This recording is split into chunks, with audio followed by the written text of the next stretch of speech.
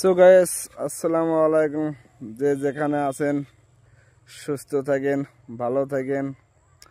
তা আমাদের জলেশ্বর পীরবাড়ি কাটারিহারাতে যেটা উরুস ডেইলি বছরই করা হয় মাঘ মাসের 5 তারিখে। তা আমার কিছু গন্ডগোলের জন্য উরুসটা বন্ধ করা হয়েছে। 2025-এ উরুস হয় নাই। তো আমার 2026 দেখতে দেখতে এসে গেল। তো এইবার 2026-এ উরুসটা হব না নাই। তা আমার বিজিবির কর্মকর্তা আছে, তাদের কাছে আমি জিজ্ঞাসা করবো যে 2026-এ উরুসটা হব না নাই। যদি উরুসটা হয় কি রকম হব তাদের কাছে আমি জিজ্ঞাসা করবো। তা আপনারা ভিডিওটা অল্প শেয়ার মানেন। আপনি করে একটা শেয়ারে হাজার হাজার মানুষ দেখা আসবো আর কি।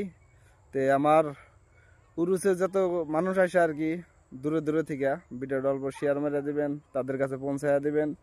তে আমি তাদের জিজ্ঞাসা করবো এখন। তো আসসালামু আলাইকুম ভাই। তে আমার 2026-এ উরুসটা হব না নাই, আপনি অল্প দর্শকদের কইয়া দেন। প্ৰথমে আপোনাক ধন্যবাদ জনাইছোঁ। হয়, যোৱাবেলি মই উৰুচৰ পক্ষত আছিলোঁ, এইবেলিও পক্ষত আছোঁ, কাৰণ উৰুচ হ'ব লাগে আৰু উৰুচ নিশ্চয় পাতিব। কমিটিয়ে জলেশ্বৰ মাজাৰত উৰুচ পাতিব নিশ্চয়। এইখিনিত মই আশা কৰিছোঁ যে ইছলামিক নিয়ম কানুন মানি উৰুচখন হওক, এইখিনি আশা কৰিছোঁ। আৰু লগতে কিছুদিন ধৰি আপোনালোকে দেখা পাইছে যে আমাৰ এইবিলাক অঞ্চলত খুব সংগীতৰ লগত জড়িত হৈছে, গতিকে এটা শুভ লক্ষণ। গতিকে উৰুচত কিছু গান বাজনাও হয়, এইবিলাক লৈ আপত্তি আছিল। গতিকে চুফিজিম যিটো আধ্যাত্মিক গান গায়, এই গান গাব লাগে। গতিকে আমাৰ মানুহটো এতিয়া মেক্সিমামে MLA বিধায়কৰ পৰা আৰম্ভ কৰি সকলোৱে সংগীতৰ লগত প্ৰায় এক প্ৰকাৰ জড়িত হৈছে। গতিকে সংগীত চলিব, মানে গান বাজনাৰ কথা কৈছোঁ। গতিকে গান চুফিজিম গান হ'ব লাগে, আৰু উৰুচ পাতিব লাগে। য'ত হৈছিল তাতে 4 দিন কৰক আৰু সুবিধা বেছি হ'ব, এইখিনি মই অনুৰোধ ৰাখিছোঁ। ধুনীয়াকৈ উৰুচ পাতক, তাতে ধৰ্মসভাও হওক, তাৰপিছত আমাৰ যিটো চুফিজিম গান এইবিলাকৰ ব্যৱস্থা কৰক। কাৰণ যিহেতু আমি সকলোৱে আজিকালি দেখা পাইছে এইবিলাক অঞ্চলত সকলোৱে গান ভাল পাওঁ। গতিকে এইখিনি মই অনুৰোধ ৰাখিছোঁ যে আয়োজক গোষ্ঠীয়ে উৰুচ পাতক, খুব ধুনীয়াকৈ পাতক, লাগিলে আমাকো মাতক, আমি সকলো ধৰণৰ সহযোগিতা আগবঢ়াম। আৰু মই এটা কথা অনুৰোধ কৰিছোঁ কমিটিক যে যোৱাবেলি বহুত ভক্তগণ খুব নিৰাশাত ভুগিছে। যিহেতু নাছিৰুদ্দিন বাগদাদী ৰহমতুল্লাহ আলাই, তেখেতৰ বহুত ভক্তগণ আছে, অসমৰ বাহিৰতো আছে। সকলোৱে আহক, উৰুচ হ'লে সকলোৱে আহক, ভক্তগণক অহাৰ সুবিধা কৰি দিয়ক। 3 দিনৰ ঠাইত 4 দিন কৰক। তেখেতসকলে যোৱাবেলি নিৰাশা হৈছে, এইবেলি যাতে নিৰাশা নহয়।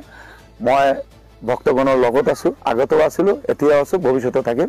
গতিকে পুনৰবাৰ আয়োজক গোষ্ঠীক অনুৰোধ কৰিছোঁ যে আপোনালোকে উৰুচ এইবাৰ খুব ধুমধামেৰে পাতক, আৰু 3 দিনৰ ঠাইত 4 দিন পাতক। এইখিনি দীঘলীয়া নহ'ল, যাৰ কাৰণে আমাৰ স্থানীয় ক্ষুদ্ৰ ব্যৱসায়ী তেখেতসকলে বহুত মানে ঋণগ্ৰস্ত হৈ গৈছে।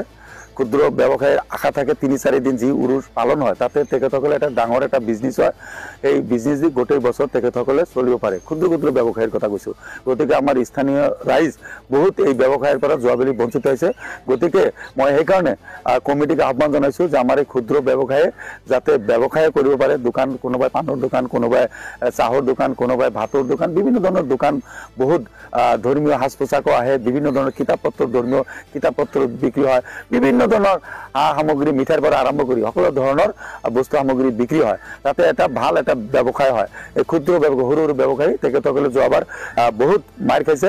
গতিকে আয়োজক গোষ্ঠীক অনুৰোধ কৰিছোঁ যে আপোনালোকে উৰুচ পাতক আৰু এই ক্ষুদ্ৰ ব্যৱসায়ীক এইখিনি সুবিধা কৰি দিয়ক, যাতে যোৱাবেলি যিটো তেখেতসকলৰ লছ হৈছে, এইবাৰ যাতে উৰুচত তেখেতসকলে দোকান পোহাৰ দি নিজে অলপ মুনাফা আদায় কৰি গোটেই বছৰ যাতে চলিব পাৰে, নিজৰ সংসাৰখন চলাব পাৰে, এইখিনি আশা রাখিছোঁ। ধন্যবাদ। তা আপনারা ইতিমধ্যে শুনতে পারছেন 2026-এ উরুসটা হব। তা আপনারা যে যেখানেই আছেন ভালো থাকেন, সুস্থ থাকেন। তা আমার ভিডিও যদি ভালো লাগে একটা লাইক, একটা কমেন্ট, একটা শেয়ার করবেন, আর ইউটিউব চ্যানেল সাবস্ক্রাইব করে দিবেন। ধন্যবাদ। 2026-এ সবাইকে দাওয়াত দিলাম আর কি, আসবেন।